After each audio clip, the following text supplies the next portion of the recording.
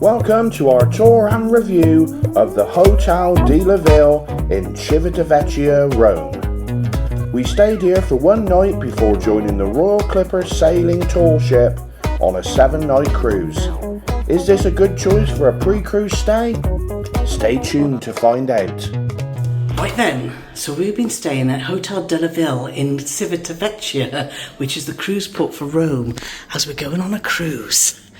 Where is it, Annie? What's the place called? Civitavecchia. That's the fella. Now, there's some things that we love about this room and there's some things we don't. So let's show you around this lovely big room to start with. As you can see, it's got so much space. If we start by the bedside, there's no plug sockets by the bedside at all. The bed's been really comfortable, hasn't it, Paulie? It's been fabulous, and the pillows. Yes, and over this side you'll see you've got a tea and coffee station. You've got a fridge just under here, which you do get 2 bottles of water, and then everything else is you have to pay. And you do get plugs, obviously they're European round pin plugs because we're in Italy.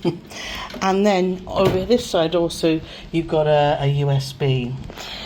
As you can see, this is a Hotel de Ville. That's just the welcome note. It shows you exactly check in, check out, and how much it is in the minibar, which isn't crazy prices actually, is it, Paulie? No, not offensive. No. So, yeah, so this room, from a comfort point of view, has been fine for one night, hasn't it, Paulie? It's been, even despite what we're going to show you at the end, which is the downer, I still think is a very good choice. It cost us €145. Now, anybody who's following hotel prices, trying to book hotels anywhere, you will know that at this moment in time, hotel prices are through the roof. Yeah.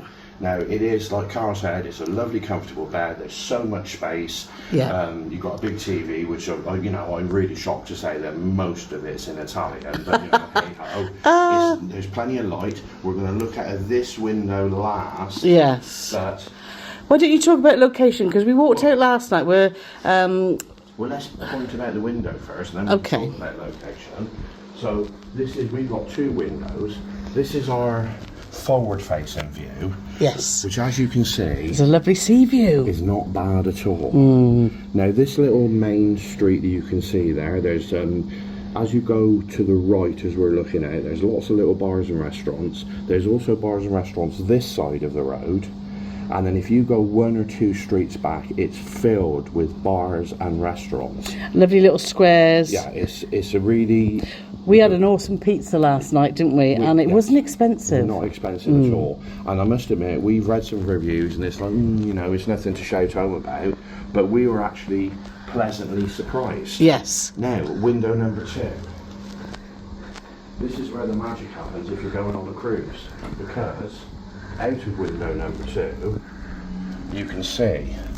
Now, Karen will have to do her finger because I can't see what we're looking at through the lens. But to the left, you can see that one there is the ship that we're going on, the Royal Clipper. So as you can see, it's a very, very different ship. It's a tall ship. And as you go to the right here, you can just see the back end of Sun Princess. But actually in port today, there's also Azura, Celebrity Equinox, and one other. One other. I don't know the name of. So you're not far from the cruise ports. Then there's a shuttle that costs about €6, isn't it, Paul, to get to the port? You can do a €6 shuttle. You can do a taxi, but the taxi is €15 a person. But we've already looked on Uber, and if you do an Uber, we can get that down to about €8 a person, 7 or 8, depending on the time you go. So maybe an Uber, but plenty of shuttles, €6 a pop. Now let's show you a bit of this room that we weren't keen on. Now come in, Paulie. In the words of Steve Tyler, walk this way.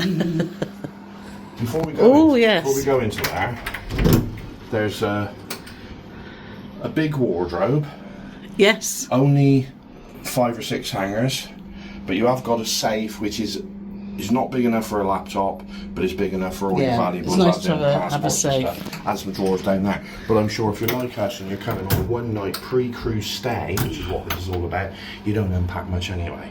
Now this is the downside. Now, it's not bad, but this is the door full open. Yeah. Now, I know people's going to say, well, you shouldn't be such a chubber. But as you can see, the room through here is It's tight. It's a sidewaysy one, and this is against the wall. Carl's gonna have to cut. Well, if you go in the shower, down. Paul, and show, because the shower actually, it looks quite old, but actually it's been a really good, powerful shower, and it's been a decent size for Paulie, hasn't And it? it is. It's a good shower, and you shut both your doors and what have you. Yeah. And then if Carl comes on it, and this is where you'll appreciate how.